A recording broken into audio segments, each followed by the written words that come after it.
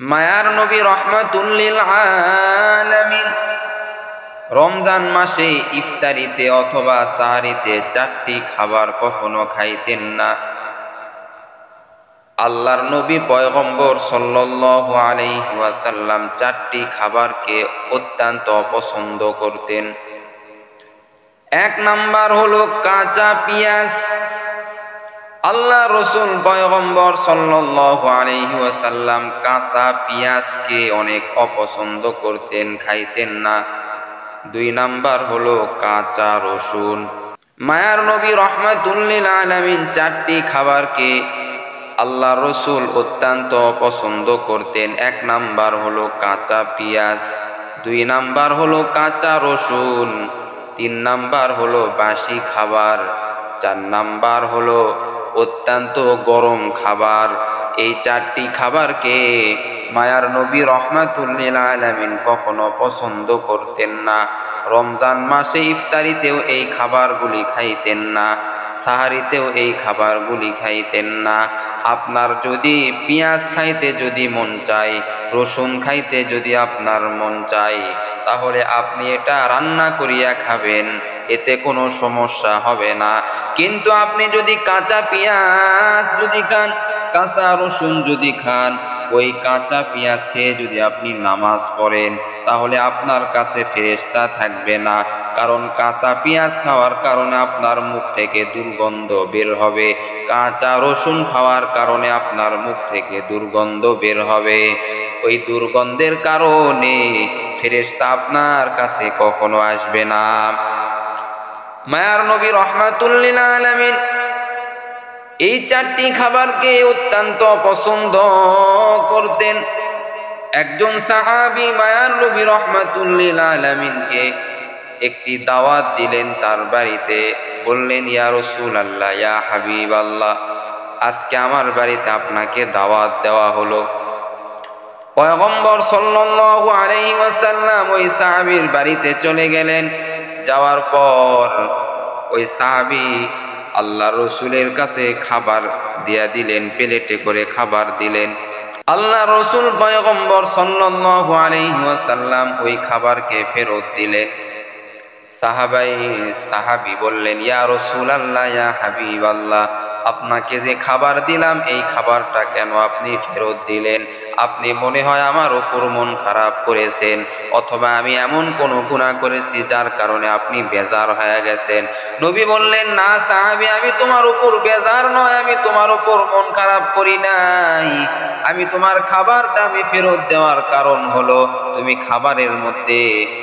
খাবারের মধ্যে পেঁয়াজ এবং রসুন দিয়েছো, আর এই খাবারটা আমি নবী পছন্দ করি না।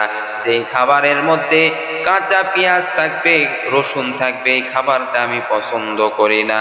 ওরে আল্লাহর বান্দা মায়ার নবী রহমাতুল লিল আলামিন এই চারটা খাবারকে কখনো গ্রহণ করতো না। কিন্তু আজকে আমরা যখন রমজান মাসে অনেকে ইফতারির আগে ইফতারি যখন রেডি করি, ইফতারির সময় আমরা মুড়ি যখন খাই, মুড়ির মধ্যে আমরা কাঁচা পেঁয়াজ দেই, আবার কাঁচা রসুনও আমরা দেই। আর এই রসুন খাওয়ার কারণে, কাঁচা পেঁয়াজ খাওয়ার কারণে আপনার মুখে যে দুর্গন্ধ হবে, এই দুর্গন্ধের কারণে ফেরেশতা আপনার কাছে কখনো আসবে না। এরে আল্লাহর বান্দা মায়ার নবী রহমাতুল লিল আলামিন যা করেছেন তা করতে হবে, যা করতে নিষেধ করেছেন তা থেকে বিরত থাকতে হবে। তার মধ্যেই রয়েছে কামিয়াবি। কারণ আল্লাহ তাআলা নিজেই বলেন, কুল ইন কুনতুম তুহিব্বুনাল্লাহ ফাত্তাবিউনি ইউহিব্বুকুমুল্লাহ ওয়া ইয়াগফির লাকুম যুনুবাকুম আল্লাহু গফুরুর রহিম। আল্লাহ তাআলা নিজেই বলেন, যারা আমার নবীকে মহব্বত করতে চাও, আমার নবীকে ভালোবাসতে চাও, যারা আমার নবীকে ভালোবাসবে, মহব্বত করবে, তারা যেন আমি আল্লাহকেই মহব্বত করলো। আল্লাহকে মহব্বত যদি করতে চান, আল্লাহর মহব্বত যদি পেতে চান, নবীর ভালোবাসা মহব্বত লাগবে, তাহলে আপনি আল্লাহর ভালোবাসা পাবেন, আল্লাহর ভালোবাসা পাবেন। আর আল্লাহর ভালোবাসা পাওয়া মানে আল্লাহ তাআলা আপনাকে তো এমনি এমনি ভালোবাসবে না, আল্লাহ পাক রব্বুল আলামিন আপনাকে জান্নাত দিয়া দিবেন। আল্লাহ রসুলের সুন্নত অনুযায়ী চলতে হবে। আল্লাহ রসুলের সুন্নত অনুযায়ী চললেই সমাজের মধ্যে শান্তি হবে, দেশের মধ্যে শান্তি হবে, সর্বদা আপনার অন্তরের মধ্যে শান্তি লাগবে। আর আল্লাহ রসুলের আদর্শ মানবেন না, কখনো শান্তি হতে পারে না। আল্লাহ রসুল বলেন, আমি আল্লাহর নবী তোমাদেরকে যা বলে গেলাম, আমি আল্লাহর নবী যা তোমাদের সামনে করে গেলাম, এগুলি তোমরা লক্ষ্য করো এবং এগুলি তোমরা ফলো করো, তাহলেই তোমরা কামিয়াব হতে পারবা। আল্লাহর নবী বললেন, আল-ইয়াউমা আকমালতু লাকুম দীনাকুম ওয়া আতমামতু আলাইকুম নি'মাতি ওয়া রাদিতু লাকুমুল ইসলামা দীনা। আল্লাহর নবী বলেন, তোমাদের জন্য তোমাদের ইসলাম ধর্মটা পূর্ণ হয়েছে। আর যারা কোরআন এবং আমার সুন্নতকে আঁকড়িয়ে ধরবে, তারা কখনো গোমরা হবে না। এরে আল্লাহর বান্দা, আল্লাহ রসুল সাল্লাল্লাহু আলাইহি ওয়াসাল্লাম এই চারটি খাবারকে যেহেতু অপছন্দ করেছেন, আমাদের অপছন্দ করা লাগবে। আর আল্লাহ রসুল সাল্লাল্লাহু আলাইহি ওয়াসাল্লাম যেই খাবারগুলিকে পছন্দ করেছেন, ওই খাবারগুলিকে আমরাও পছন্দ করব। তাহলেই রসুলের ভালোবাসা অন্তরের মধ্যে ঢুকে যাবে। আল্লাহ রসুলকে আবু জেহেলও ভালোবাসতো, উতবা সাইবা তারাও ভালোবাসতো, কিন্তু আল্লাহ রসুলের ইত্তেবা তারা করে নাই। একটা হলো ভালোবাসা আর একটা হলো অনুসরণ। ওরে নবীর উম্মতের দল, ভালোবাসা আর অনুসরণ এক হতে পারে না। ভালোবাসা এক ধরন আর অনুসরণ হলো আর এক ধরনের, আর এক ধরন। বলে বান্দা, তুমি আমাকে ভালোবাসো, আমাকে ভালোবাসো, আমাকে ভালোবাসো, মুখে তুমি বলেছো, কিন্তু আমাকে তো তুমি অনুসরণ করো না। আমাকে যদি তুমি অনুসরণ করো, তাহলেই তুমি খাঁটি, আমাকে তুমি ভালোবাসো। আল্লাহ রসুলকে শুধু ভালোবাসলে হবে না, আল্লাহ রসুলের অনুকরণ করতে হবে।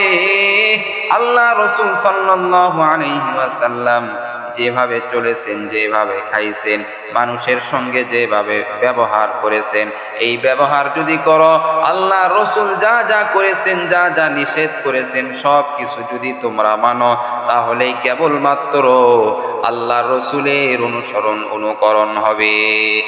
ইমামুল আউয়ালিন আল আখিরিন বরে সদক রহমাতাল লিল আলামিন সাইয়্যিদুল কাউনাইন খাতমুল মুরসালিন আখির আমদবুদ ফখরুল আউয়ালিন শুধু আজুদাশ রহমাতাল লিল আলামিন মসজিদে ও শুধু হামারু এ জমিন।